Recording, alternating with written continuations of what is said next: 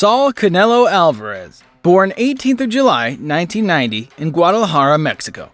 If you haven't heard of the name, he's now one of the biggest stars to not only come out of boxing in the last decade or so, but he may also just be one of the most decorated boxers Mexico has ever produced. And if you know about the history of Mexicans within boxing, that's really saying something. But in this one, we won't be delving into Canelo's achievements and glory too much, but more about what his opponents said pre-fight, and more specifically, what they had to say after fighting Canelo himself. Before we get into it, please don't forget to hit the like button if you enjoyed the video and click the subscribe button below so you don't miss any future content. Looking in from the outside, Saul Canelo Alvarez seems a fairly intimidating guy to be faced with across the ring. And that's before mentioning the cacophony of noise usually created by his supporters in the stadium during the bout. But besides external factors such as crowd noise, make no mistake, Canelo Alvarez is a formidable opponent for anyone to face. So let's take a look at what Canelo's opponents said about him after they faced him in the ring. On the 7th of May 2016, Canelo would go on to face former world champion Amir in a highly anticipated bout at the T-Mobile Arena under the bright lights of Las Vegas. Beforehand, fans were expecting Canelo to win, and win in style, bar the few Khan supporters that believed that speed and accuracy of Amir could be the Mexican's kryptonite. But I don't think many predicted just how brutally this one would end.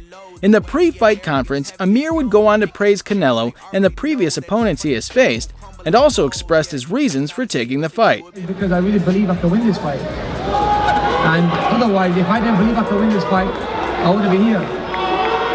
But as we know in boxing, belief can only get you so far. Despite some early success in the fight with Khan slipping punches and throwing some fast counters, the aggressive, persistent style of Alvarez would come out on top, in quite a bad way. In the later stages of round 6, Canelo would feint a jab to Khan's body, luring him into dropping his guard, a big mistake. Within a millisecond, Canelo saw the opening and landed on Khan's jaw with an overhand right. Khan sunk to the canvas unconscious, and the referee waved the fight off immediately.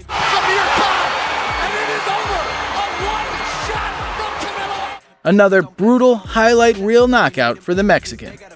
And after some time passed, Khan reflected on the Canelo fight in a sit-down interview with BT Sport. It was a great fight to be involved in.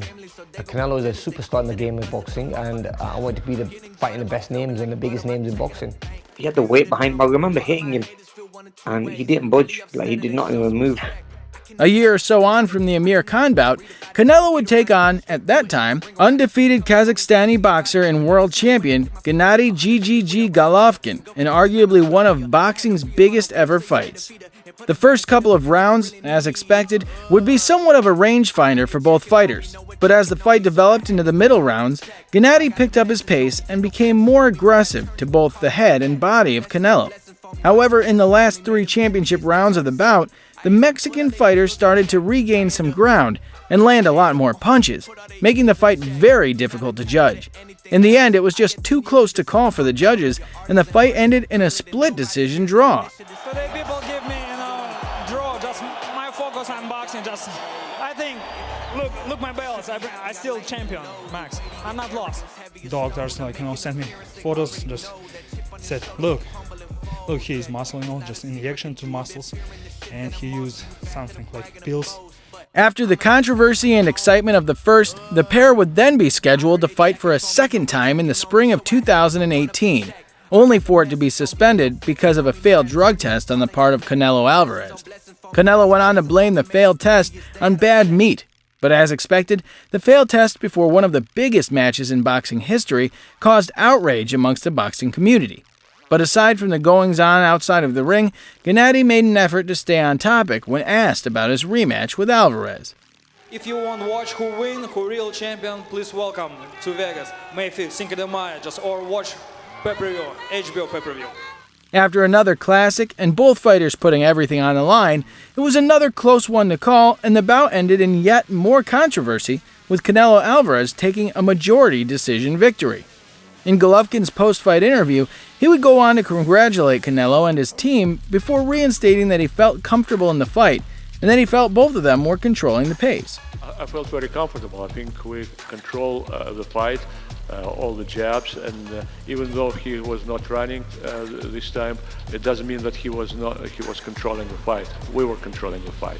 Just under a year on from the Golovkin rematch, Canelo faced another staunch, highly ranked opponent in the form of New York's former two-time middleweight world champion, Danny Jacobs. In arguably his biggest, most coveted fight to date, here's what Danny Jacobs had to say in his pre-fight press conference with Canelo after being asked about what he could bring to the table on May the 4th. Might have fought a big dude before, might have fought a talented guy before, or a fast guy, or a guy with a high boxing IQ. But he's never faced all of those things in one night, and that's what I believe I possess. After a somewhat underwhelming bout that promised so much, both fighters played what some would call boxing chess, a game of elusiveness, tactics, and counterpunching. Although the judges didn't have an overwhelming number of punches landed to land either fighter a shutout decision, Canelo eventually proved to be the more efficient of the two boxers, with all three judges giving the Mexican a unanimous points decision. Although in many ways Jacobs did much better than most were expecting, losing by just 2 rounds on 2 of the 3 judges' scorecards. I didn't feel any different. I'm just a naturally big middleweight, and the restraints that they had on me as far as making 170 the next day was a lot for me. I made the sacrifice of coming in 173 and paying a hefty fine for it. 2 fights later, after a bad year for boxing, Canelo stepped in with British super middleweight champion Callum Smith. Similar to his previous opponent in Sergey Kovalev, Callum brought height as well as power. Towering over the Mexican at 6'3", he certainly brought anticipation to the bout, but Alvarez was shockingly still too much for the Brit in the ring, and after pushing him back non-stop, he landed a right hand to the side of Callum's arm, causing massive swelling. This wasn't my night, a few little things. Listen, he was good tonight, fair play to him. Sore arm kicked it in me in it, but it's a tough pill to swallow, and I know people can say, well, you lost to one of the best fighters on the planet, but it doesn't really make it any easier, to be honest with you. I come here with all ambitions of winning, and I believe I was the best fighter in the world at this weight. In his latest fight, the Mexican would go on to contest an undefeated champion, Britain's Billy Joe Saunders. Before the fight, Billy Joe was very outspoken and confident when asked about the matchup with arguably boxing's biggest star right now. Pre-fight, it was a little edgy, especially at the face-off when they came head-to-head for the first time. Yeah. The Gypsy. Mexican is right. The Mexican. We know. You had loads of beef. Yeah. You love the beef. The Mexican. You love the Jews. Mm-hmm. Yeah. Also in the conference, when asked about the potential of being overroared by the crowds, as some previous opponents have done when facing Canelo, Saunders responds with this. There's added pressure coming for both of us for this fight because none of us don't want to go home the loser. But at the end of the day, you know, the Mexican people half like him, half don't. So hopefully the half that don't like him will be supporting the old Gypsy boy. After a few fairly close early rounds, the Mexican took a lead, breaking himself into the fight with some devastating blows. Canelo would catch Billy Joe with a stunning uppercut in the 8th, and although visibly discomforted by the shot, the Englishman would manage to make it to the end of the round. After deliberation, the corner of Saunders pulled him out of the fight after reviewing the damage done to Billy's right eye from the uppercut. Because of the damage done to his eye, Billy didn't partake in any post-fight media or news. However, he later came on social media to give his thoughts on the fight. He posted this on Facebook. Broken eye socket, broken cheekbone in 3 places, operation yesterday went well. You win some, you lose some. I didn't feel out of my league, but got caught with a good shot. Thank you all who watched. I'll be back. God bless you all. And in an exclusive telephone interview sometime after the fight, Billy Joe had this to say about how the fight ended. You know, he was a world-class fighter, and he caught me with a world-class shot, so you've got to give that man that credit and respect, because I've been in these situations and done to opponents before, and I've took plenty of credit for it, so you've got to give it back to him for it, and he's a very, very good fighter. It's now being said Saunders is interested in a fight with Eubank Jr., but only him, and if he fails to get that, he may retire. Weird, right? I guess Canelo certainly broke him that night. So there it is. Canelo has certainly gained a lot of respect and admiration from his previous opponents.